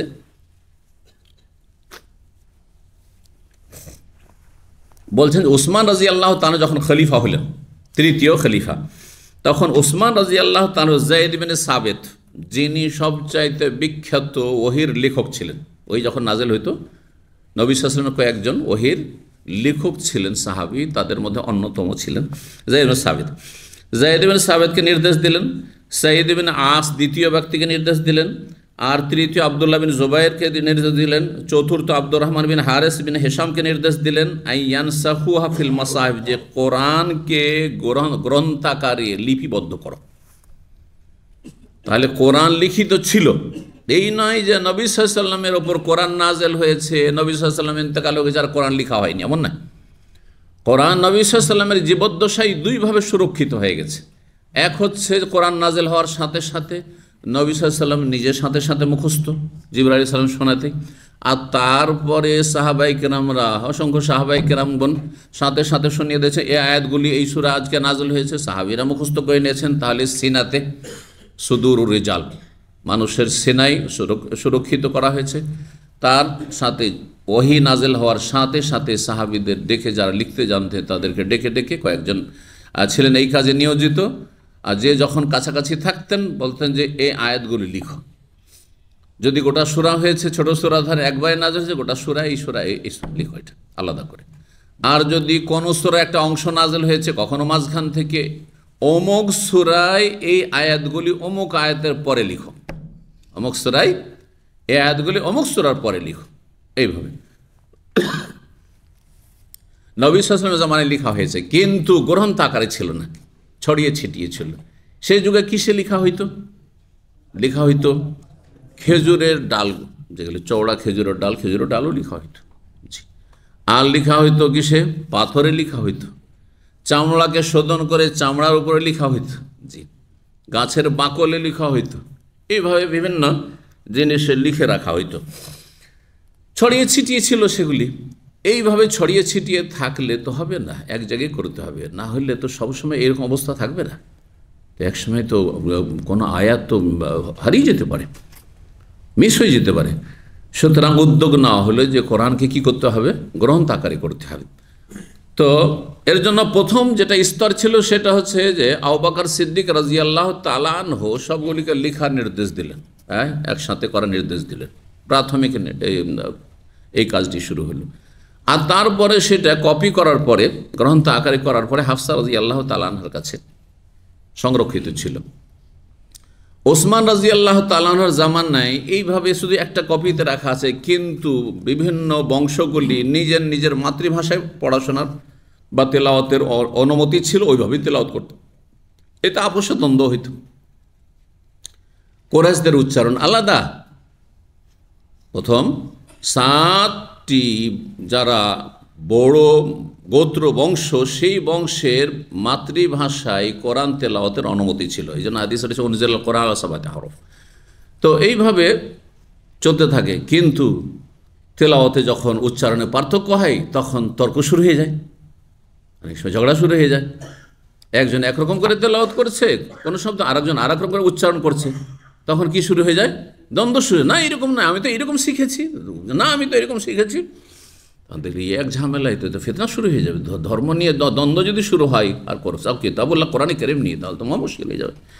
তখন একত্রিত করা হলো, প্রাথমিক স্তরে এক কপি করে হাফসা রাদিয়াল্লাহু তাআলার কাছে রাখা হয়। তার ওসমান রাদিয়াল্লাহু তাআলা জামানায় ভাবলেন যে এত এইভাবে এক 7 ভাষায় এইভাবে না রেখে এক ভাষায় করে দেওয়া হবে, যেই ভাষায় মূলত কোরআন কারীম নাযিল করা আছে সেটা হচ্ছে কোরাইশদের ভাষায়। আর তারপরে অন্যদেরকে অনুমতি দেয়, কারণ শুদ্ধ ভাষা অনেকের জন্য উচ্চারণ করে পড়াটা কঠিন, যাতে ইসলাম শিখার কোরআন মুখস্থ করা কঠিন না হয়ে যায়, সেই জন্য সহজ করার জন্য এই অনুমতিটা দেওয়া হয়েছিল। তো তারপরে এক ভাষাতে একত্রিত করা হলো এবং 5টি কপি তৈরি করা হলো ওসমান রাদিয়াল্লাহু তাআলার জামানায়। 5টি কপি সূরায়, আর এইভাবে বিন্যাস করা হলো, মানে তরতিব সিরিয়াল করা হলো। সূরা ফাতিহা দিয়ে শুরু, তারপরে সূরা বাকারা, তারপরে আল ইমরান, নিসা, আর শেষখানে ফালাক, ইখলাস, ফালাক, নাস, এইভাবে। তার আগে সাহাবায়ে কেরামদের কাছে ব্যক্তি পর্যায়ে বিভিন্ন কপি ছিল, যেমন ইবনে মাসউদের কাছে ছিল, কিন্তু তার বিন্যাস অন্যরকম ছিল। ওসমান রাদিয়াল্লাহু তাআলার জামানায় যে বর্তমান যে কোরআন দেখছেন, এই বিন্যাসে কোরআনের 5টি কপি করা হলো। এই জন্য এই কোরআনকে বলা হয় মুসহাফে উসমানী। এই নামটি শুনেছেন নিশ্চয় অনেকেই। কি বলা হয়? মুসহাফ উসমানী, কারণ ওসমান রাদিয়াল্লাহু তাআলা আনহুর জামানার কোরআনের কি গ্রন্থাকার, কোরআনের গ্রন্থাকার বা কোরআনের লিপি। তো ওসমান রাদিয়াল্লাহু তাআলা নির্দেশ দিলেন এই কয়েকজন সাহাবীকে যে তোমরা কি করো, আইয়ান সাখওয়াফিল মাসাহিফ, যে তোমরা গ্রন্থ আকারে কোরআনকে লিপিবদ্ধ করো। ওয়াকাল লাহুম, তাদেরকে বলেও দিলেন এই কথা, ইযা ইখতালাফতুম আনতুম ওয়া যায়েদ ইবনে সাবিত ফি আরাবিয়াতিন মিন আরাবিয়াতুল কোরআন, তোমাদের যদি মতবিরোধ হয় যায়েদ ইবনে সাবিতের সাথে কোরআনের আরবি ভাষার কোনো আরবি শব্দ সম্পর্কে, প্রত্যেক ভাষায় কিন্তু আঞ্চলিকতা আছে, আছে না নেই? আঞ্চলিকতা আছে। আপনারা জানেন যারা বাংলা ভাষা সম্পর্কে অভিজ্ঞ, যে বাংলাদেশের কোন কোন ডিস্ট্রিক্টের ভাষা সবচেয়ে বেশি শুদ্ধ, মানে বইয়ের ভাষার সাথে মিলছে, ঠিক না? আর কোন অঞ্চলে কোন ডিস্ট্রিক্টগুলির ভাষা একবারে কিতাবের বইয়ের, বাংলা বইয়ের বা সাহিত্যের ভাষার চাইতে অনেক দূরে, জানা নেই? হ্যাঁ, চিটাগাঙ্গের ভাষা, সিলেটের ভাষা বইয়ের ভাষার থেকে দূরে না কাছে? হ্যাঁ, ওই রকমই হানি, হালা, হ্যাঁ, কি এগুলো বইয়ের ভাষা? ঠিক, তো ওই রকমই ছিল, আরবিতেও ছিল ওই রকমই ছিল, জি, একটা শব্দকে অন্যরা অন্যরকম করে পড়ে, কিন্তু যা কোরাইশরা নবী সাল্লাল্লাহু আলাইহি ওয়াসাল্লামের বংশধর শুদ্ধ উচ্চারণ করে পড়তো, এই কোরআনের ভাষায় তারা কথা বলতো। নবী সাল্লাল্লাহু আলাইহি ওয়াসাল্লাম বংশধর, কাফের হোক আর মুসলিম হোক, জি, তাদের মাতৃভাষাটি ছিলেন।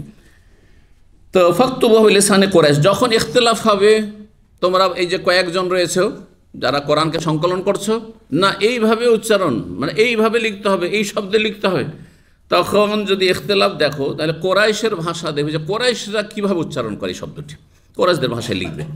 ফাইনাল কোরআন উনজিলা বিল ইসলামি, কারণ কোরআন নাজেল হয়েছে কোরাইশ বংশের ভাষায়। ফাফা আলু, তারা তাই করেছিল।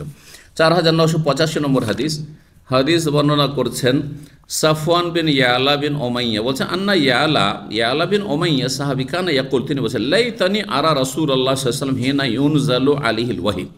ইয়ালা বিন ওমাইয়া একটি যুবক ছেলে, তার মনের একটি বাসনা যে যখন নবী সাল্লাল্লাহু আলাইহি ওয়াসাল্লামের উপর ওহী নাজিল হয় তখন যদি এক নজর আমি একবার দেখতে পেতাম যে নবী সাল্লাল্লাহু আলাইহি ওয়াসাল্লামের অবস্থাটা কেমন হয়, হ্যাঁ অবস্থাটা কেমন হয়, তার মনের এই আশা আকাঙ্ক্ষা ছিল।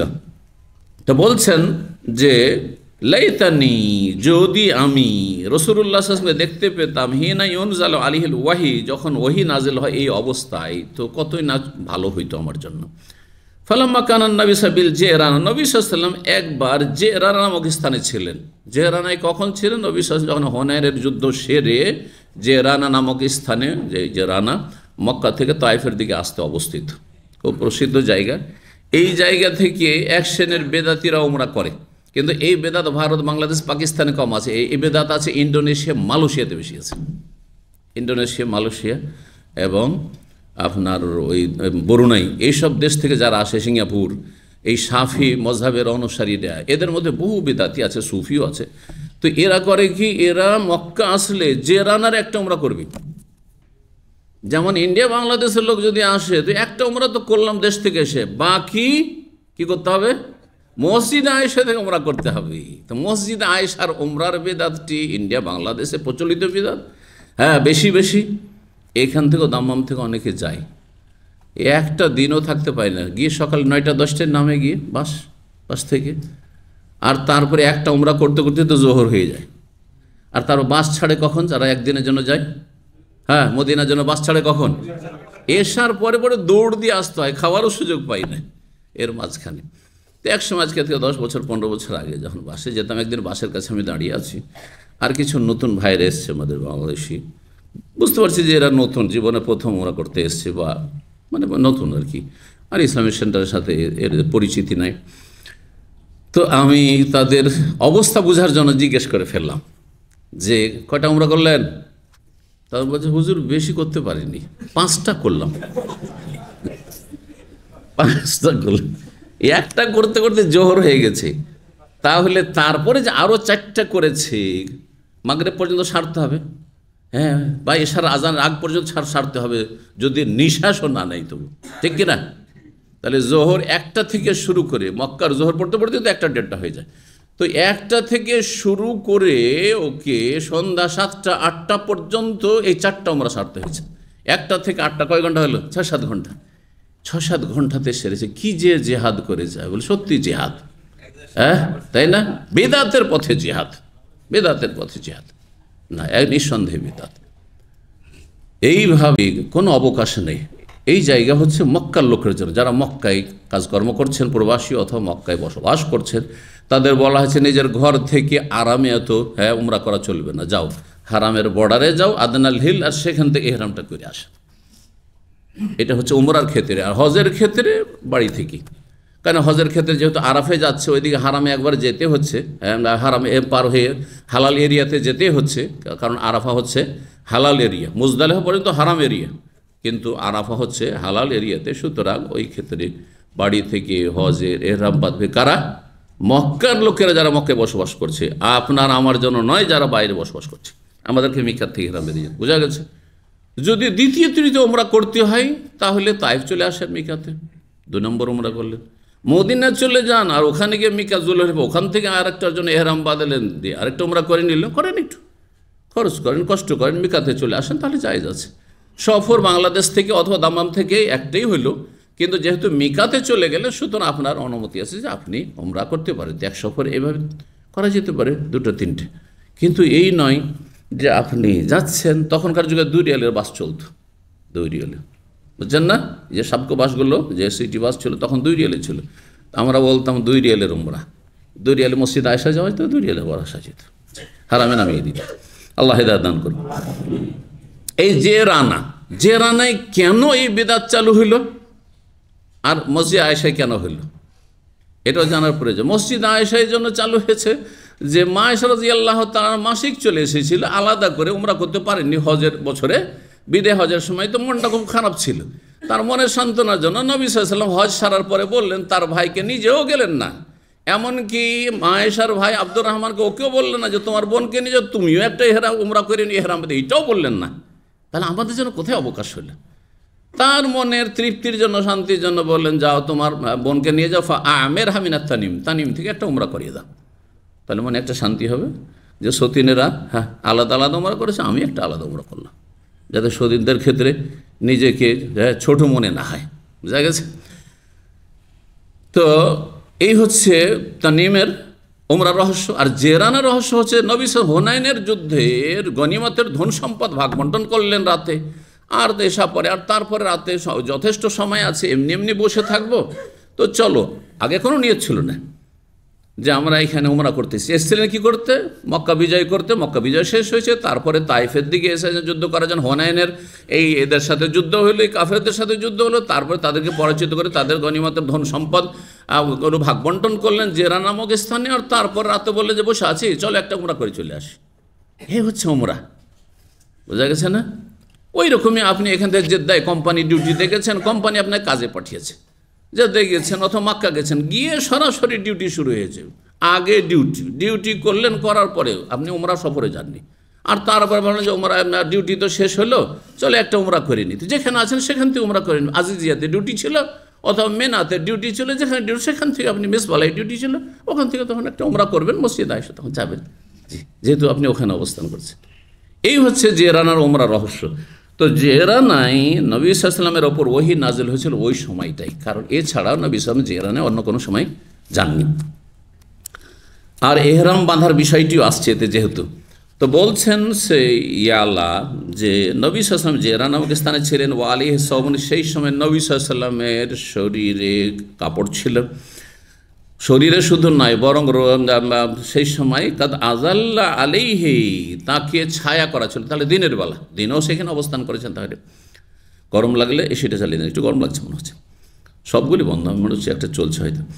নবী সাল্লাল্লাহু আলাইহি ওয়াসাল্লামের ওপর একটা কাপড় দিয়ে সাহাবাই কেরাম রৌদ্রের সময় ছায়া করেছিলেন। ওয়ামাহুন নাস মিন আসহাবি, সাহাবাই কেরামদের একটা দলও ছিল সেই সাথে। ইজাহু রাজুলুন মুতাদাম্মিকুন বিতিবিন, হঠাৎ করে একজন লোক আসলো, যেই ব্যক্তি সুগন্ধি যুক্ত কাপড় পরেছিল, মানে এমন কাপড় পরিধান করেছিল যেই কাপড়ে সুগন্ধি আতর মাখা ছিল। এহরামের কাপড় পরে আছে, আর এহরামের কাপড়ে আতর সেন্ট মাখানো আছে। এসে সে জিজ্ঞেস করল, ইয়া রাসূলুল্লাহ কাইফা তারা ফি রাজুলিন, আপনি কি মনে করছেন, মানে কি মাসলা বলছেন এমন এক ব্যক্তি সম্পর্কে, আহরামা ফি জুব্বাতিন, একটি জুব্বা পরিধান করে সে ইহরাম বেঁধেছে, বাদামা তাদাম্মাখা বিতিবিন, সেই ব্যক্তি সেই জুব্বাটিকে কি করে আতর সুগন্ধি মাখিয়ে, জুব্বাটিকে আতর সুগন্ধি মাখিয়ে। ফানাজার নবী সাআতান, নবী সাল্লাল্লাহু আলাইহি ওয়াসাল্লাম তার দিকে কিছুক্ষণ তাকিয়ে দেখলেন, কিন্তু কোনো উত্তর দিলেন না, কারণ মাসলার উত্তর নবী সাল্লাল্লাহু আলাইহি ওয়াসাল্লামের কাছে এখনও আসেনি। এই প্রথম মাসলা এসেছে, আর নবী সাল্লাল্লাহু আলাইহি ওয়াসাল্লাম দিনের ক্ষেত্রে নিজের পক্ষে কোনো কথা বলতেন না, ওহীর অপেক্ষা করতেন। কিছুক্ষণ তার দিকে তাকিয়ে থাকলেন, বা নাজারা মানে ইন্তজারা, অপেক্ষা করলেন। নাজারা মানে দুটো হয়, দেখাও হয়, অপেক্ষা করা। তো নবী সাল্লাল্লাহু আলাইহি ওয়াসাল্লাম কিছুক্ষণ অপেক্ষা করেন, নীরব থাকলেন, কিছু বললেন না। ফাজা হলো, হঠাৎ করে ওহী আসলো। ওমর রাদিয়াল্লাহু তাআলা আনহুকে বলে রেখেছেন এই আলা যুবক ছেলেটি যে আপনি যদি কোনো সময় দেখেন যে নবী সাল্লাল্লাহু আলাইহি ওয়াসাল্লামের প্রতি ওহী নাজিল হচ্ছে, তো ওই দৃশ্যটা আমাকে একবার দেখার একটা চান্স দিন, সুযোগ করে দিন, বলিয়েন, কারণ আপনারা যেহেতু কাছাকাছি থাকছেন, সিনিয়র সাহাবী। তখন ইয়ালাকে উমার ইঙ্গিত করে বললেন, এই তাল, এসো, আসো আসো আসো। ফাজা ইয়ালা, ইয়ালা আসলো ছুটে, ফাদ খালা রাসাহু ফাইজাহু মুহাম্মারুন, তারপর তাকে বলল যে নবী সাল্লাল্লাহু আলাইহি ওয়াসাল্লামকে যে ছায়া করে রাখা হয়েছে বা কাপড় দিয়ে ঢেকে রাখা হয়েছে, তুমি মাথাটা ঢুকিয়ে দাও, দেখবে তো মাথাটা ঢুকিয়ে দাও, না হলে তো দেখতে পাবে না, তুমি ভিতরে ঢুকে পড়ো। ফায়দা হুয়া মুহমারুল ওয়াজহি ইয়াগিত্তু কাযালিকা সাআতান, দেখতে পেলেন ইয়া আল্লাহ যে রাসূলুল্লাহ সাল্লাল্লাহু আলাইহি ওয়াসাল্লামের চেহারা লাল হয়ে গেছে। চেহারা কি হয়েছে, মানে স্বাভাবিক অবস্থায় নেই, চেহারা সাদা মানুষ, বিভিন্ন অবস্থায় কী হয়ে যায়, চেহারা লাল হয়ে যায়, খুব রাগ হইলে লাল হয়ে যায় একেবারে ফর্সা মানুষ, আবার রোদ লাগলে, রোদরে খুব ফর্সা মানুষ যদি রোদরে একটু চলাফেরা করে মনে হচ্ছে রক্ত পিটে পড়ছে। তো অবস্থার একটা পরিবর্তন ঘটতো নবী সাল্লাল্লাহু আলাইহি ওয়াসাল্লামের ওহীর সময়, কারণ ওহীর সময় কষ্ট হইত। জি, মুহম্মারুর চেহারা লাল হয়ে গেছে, ইয়াগিত্তু, এবং তিনি যেন কি নিচ্ছেন, একটি আওয়াজ করছেন যেটা নাক ডাকার আওয়াজ। গাতিত বলা হয় নাক ডাকার, যখন মানুষ ঘুমিয়ে যায় আর যাদের নাক ডাকার অভ্যাস রয়েছে, খাঁ খাঁ করে ডাকে, তো এটাকে বলা হয় গাতিত। তো বলছে ইয়াগিত্তু কাযালিকা সাআতান, কিছু মুহূর্ত, কিছুক্ষণ পর্যন্ত নবী সাল্লাল্লাহু আলাইহি ওয়াসাল্লাম যেন কি নিচ্ছেন, নবী সাল্লাল্লাহু আলাইহি ওয়াসাল্লাম নাক ডাকছে। সুম্মা সুররি আনহু, তারপরে এই অবস্থা আর সমাপ্তি ঘটল, মানে অবস্থাটা স্বাভাবিক অবস্থায় আসলো। ফাকালা, তখন নবী সাল্লাল্লাহু আলাইহি ওয়াসাল্লাম বলে, আইনাল্লাযী ইয়াসআলুন আইল উমরা আনিফান, এক্ষুনি যেই ব্যক্তি উমরার মাসলা সম্পর্কে জিজ্ঞাসা করেছিল যে এহরাম অবস্থায় যদি কাপড়ে আতর সুগন্ধি লাগানো থাকে, ওই লোকটি গেল কোথায়, ডাকো ওকে, ওর প্রশ্নের উত্তর আছে। ফালতুমস, ওই লোক সওয়াল করে যখন উত্তর পায়নি, জিজ্ঞাসা করে, তখন চলে গেছে, এদিক সেদিক চলে গেছে, আশেপাশে আরও লোকজন আছে। লোকটিকে তলাশ করা হলো, ফাজিয়াবে, তাকে নিয়ে আসা হলো, যে নবী সাল্লাল্লাহু ডাকছে, এলান নবী সাল্লাল্লাহু আলাইহি ওয়াসাল্লাম ফাকাল, নবী সাল্লাল্লাহু আলাইহি ওয়াসাল্লাম আম্মাতিব আল্লাযী বেকা, যেই সুগন্ধি আতর লাগিয়েছো, ফাগসিলহু সালাসাম, 3 বার করে ধুয়ে দাও। আতর সুগন্ধি লাগানো কাপড়ে এহরাম বাঁধা যাবে না। তাহলে এহরাম বাঁধার আগে গায়ে, শরীরে আপনি আতর লাগাতে পারবেন। এহরামে প্রবেশ করার আগে মিকাতে গিয়েছেন, গোসল করেছেন, উজু করেছেন, কিন্তু আপনি কাপড়ে লাগাবেন, এহরামের কাপড়ে লাগাবেন না, বগলে লাগাচ্ছেন, কারণ বগদি গন্ধ আসতে পারে, একটু গলাতে লাগাচ্ছেন, অসুবিধা নেই, গায়ে লাগান, হাতে পায়ে লাগান, কোনো অসুবিধা নেই, কিন্তু কাপড়ে, এহরামের কাপড়ে যেন আতর সুগন্ধি না লাগে। 3 বার করে ধুয়ে নাও। ওয়াম্মাল জুব্বা, আর জুব্বাও চলবে না, কারণ পুরুষদের জন্য সেলাইকৃত পোশাক চলবে না, সেলাইবিহীন কাপড় হইতে হবে। ফানজা, সেটা খুলে ফেলো, সেটা খুলে ফেলো, আর তাতেই ছিল, তাতে আবার সুগন্ধিও লেগেছিল। সুম্মাস নাফি ওমরাত কামাতাস নাফি হাজ্জেকা, তারপরে তুমি ওমরাই তেমনই করো যেমন হজে করতে হয়, মানে সেলাইবিহীন কাপড় পরতে হবে, আর তারপরে আতর সুগন্ধি ইহরাম অবস্থা ব্যবহার করা চলবে না। তারপরে আর একটি অধ্যায়, বেশ লম্বা অধ্যায় আসছে, তবে আমরা আর একটু এগিয়ে দিই। বাবু জামিল কোরআন, 3 নম্বর অধ্যায় বলছে, এই অধ্যায় হচ্ছে কোরআন সংকলন সম্পর্কে, কোরআনের একত্রিতকরণ, মানে কোরআনকে একসাথে করা, সংকলন করা। 4986 নম্বর হাদিস, যায়েদ বিন সাবিত রাদিয়াল্লাহু তাআলা আনহু বর্ণনা করেছেন, তিনি বলেন, আরসালা ইলাই আবু বকর সিদ্দিক মাকতালা আহলিল ইয়ামামা, আবু বকর সিদ্দিক রাদিয়াল্লাহু তাআলা আনহু আমাকে ডেকে পাঠালেন ইয়ামামার যে যোদ্ধা মুজাহিদিনদের নিহত হওয়ার সময়কালে। ইয়ামামার যুদ্ধ হয়েছিল। ইয়ামামার যুদ্ধ মানে কোন এলাকায় হয়েছিল তাহলে? কে বলতে পারেন ইয়ামামা কোথায়? বলে গেলেন? ইয়ামামা হচ্ছে রিয়াজের কাছে আল খারজ, সূক্ষ্মভাবে যে যুদ্ধটি ঘটেছিল আল খারজ, যা আপনার রিয়াজ থেকে 50 কিলোমিটার দূরে, আজকাল রিয়াজ কাছাকাছি ওইদিকে পৌঁছেই গেছে। তো এই আল খারজ এলাকায় যুদ্ধ হয়েছিল আবু বকর সিদ্দিক রাদিয়াল্লাহু তাআলা আমলে। সেই যুদ্ধ ছিল কার বিরুদ্ধে? মিথ্যুক ভণ্ড যে নবী দাবি করেছিল তার উম্মত, তার অনুসারীদের বিরুদ্ধে। মুসাইলামা কাযাব, যে ভণ্ড মুসাইলামা যে নবী দাবি করেছিল, আর তার বংশের লোকেরা তার প্রতি ঈমান নিয়ে এসেছিল যে এই হচ্ছে আমাদের নিজের বংশের নবী, আমরা অন্য বংশের নবী কেন মানব? জাতীয়তা। তো সেই সময় এই যুদ্ধে অনেক সাহাবায়ে কেরামগণ যারা হাফেজ ছিলেন, আলেম ছিলেন, কারি ছিলেন, তারা শহীদ হয়ে গেছিলেন। তাতে আবু বকর সিদ্দিক রাদিয়াল্লাহু তাআলা আনহু ভয় পেয়ে গেলেন যে এইভাবে কয়েকশো সাহাবায়ে কেরাম শহীদ হয়েছিলেন, আর তাদের অধিকাংশরাই আলেম হাফেজ ছিল, যারা কোরআনে কারীম মুখস্থ রাখতো, সুন্দর তেলাওয়াত করতো এবং আলেম কোরআনের জ্ঞানী ছিল। এরা যদি এইভাবে বিভিন্ন জেহাদে গিয়ে শহীদ হয়ে যায়, তো একসময় তো কোরআন শেষ হয়ে যাবে, কোরআন মানুষের সিনাই খুঁজে পাবো না, হাফেজগুলো আলেমগুলো শেষ হয়ে যাবে। তো তখন আবু বকর সিদ্দিক রাদিয়াল্লাহু তাআলা আনহুর খেলাফত আমল একেবারে স্বল্প, মাত্র 2.25 বছর, 2 বছর 3 মাস 10 দিন মাত্র তার খেলাফত ছিল। কিন্তু তিনি উদ্যোগ নিলেন। ওই সময় তার সামনে কে ছিলেন? ওমর ইবনে খাত্তাবও ছিলেন, তার প্রধানমন্ত্রী বলতে হবে, যে প্রধান উপদেষ্টা।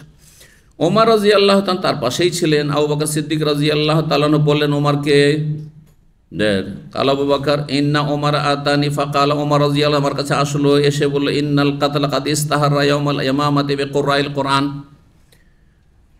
ওমর রাদিয়াল্লাহু তাআলার এই প্রস্তাবটি পেশ করলেন। ওমর রাদিয়াল্লাহু প্রস্তাব পেশ করলেন। যায়েদ ইবনে সাবিত সেখানে উপস্থিত ছিলেন।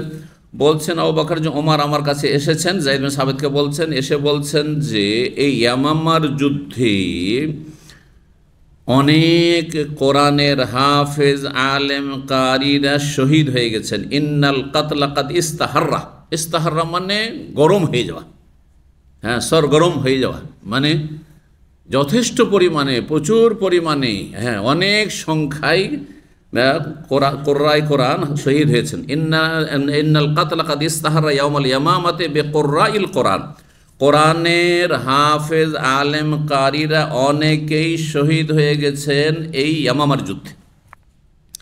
সাহাবায়ে কেরামরা সালাফদের যুগে, তাবেঈনদের যুগে, তাবা তাবেঈনের যুগে কারি হাফেজ শুধু কোরআনের হাফেজকে বলতেন না, কোরআ বলতেন ওলামাদেরকে। মানে সেই যুগে এমনটা হইতো না যে শুধু হাফেজ, হ্যাঁ, বা শুধু কারি সুন্দর তাজবিদ আর তেলাওয়াত করতে পারে কিন্তু কোরআনের তরজমা তাফসীর বুঝে না, এমন হইতো না।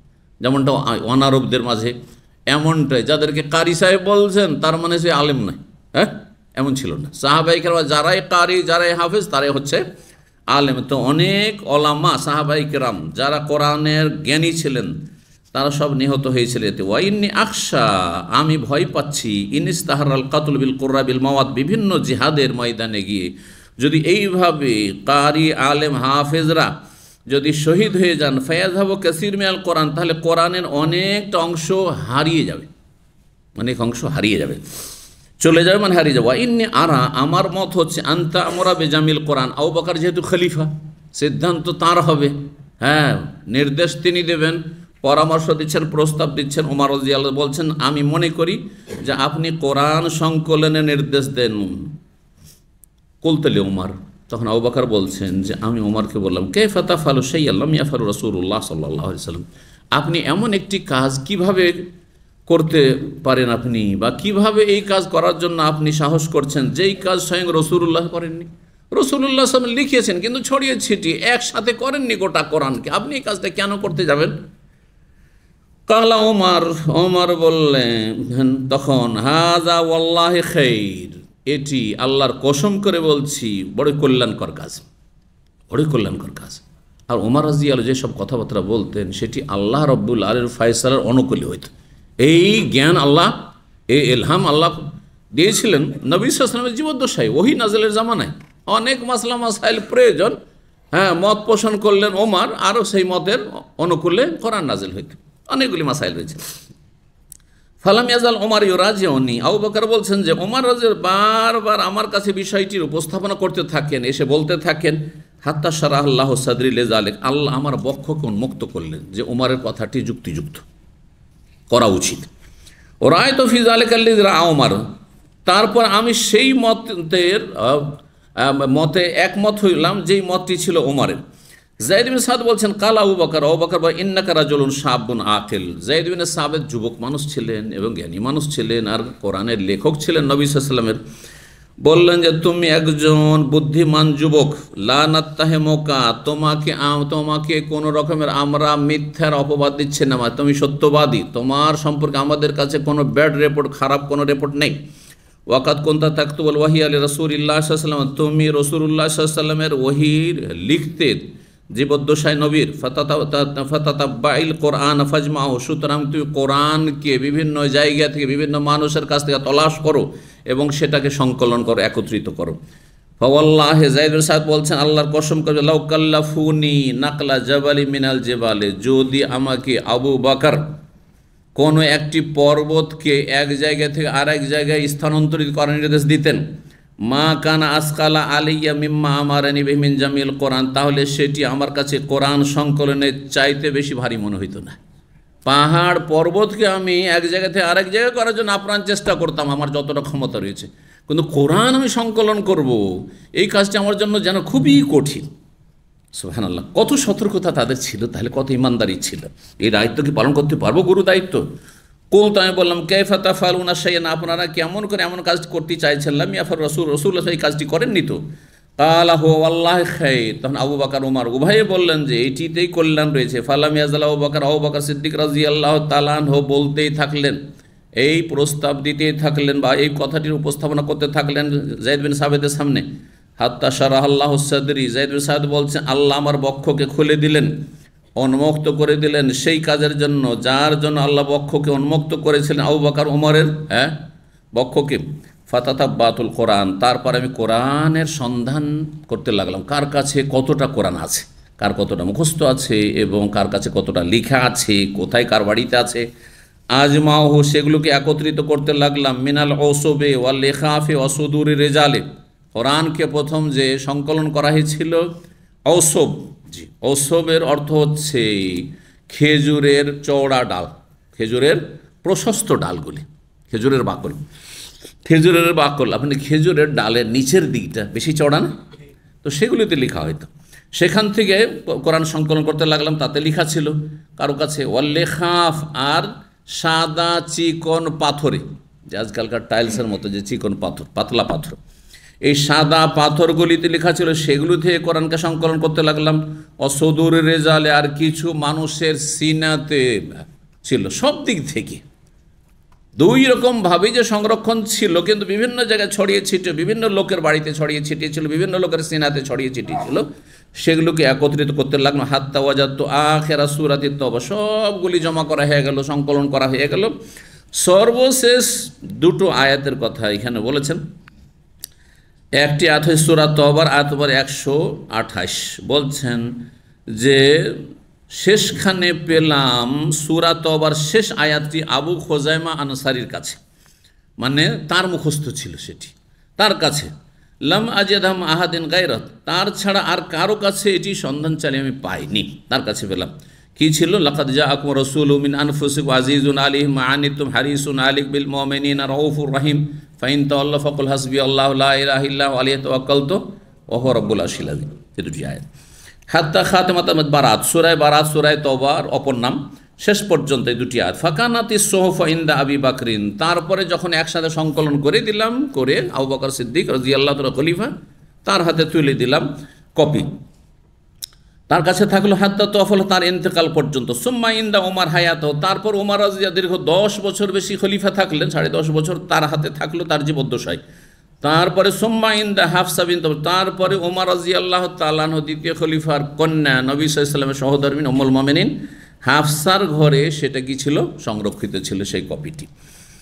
এখানেই আজকের আলোচনা শেষ করছি, আর তারপরে ইনশাআল্লাহ তার বাকি আলোচনা আমরা এর পরের পর্বে করব। আল্লাহ রাব্বুল আলামিন যেন কবুল করেন, তৌফিক দান করেন, আল্লাহ আপনাদের ভালো করেন। জাযাকুমুল্লাহ খাইর, আপনাদের ধৈর্য ধারণের জন্য আল্লাহ আপনাদের দিন দুনিয়ার সার্বিক কল্যাণ দান করেন, বরকত দান করেন, সমস্ত অনিষ্ট বালা মুসিবত থেকে আল্লাহ হেফাজত রাখেন। ওয়া সাল্লাল্লাহু আলা নবিয়িনা মুহাম্মদ ওয়া আলা আলিহি ওয়া সাহবিহি আজমাইন।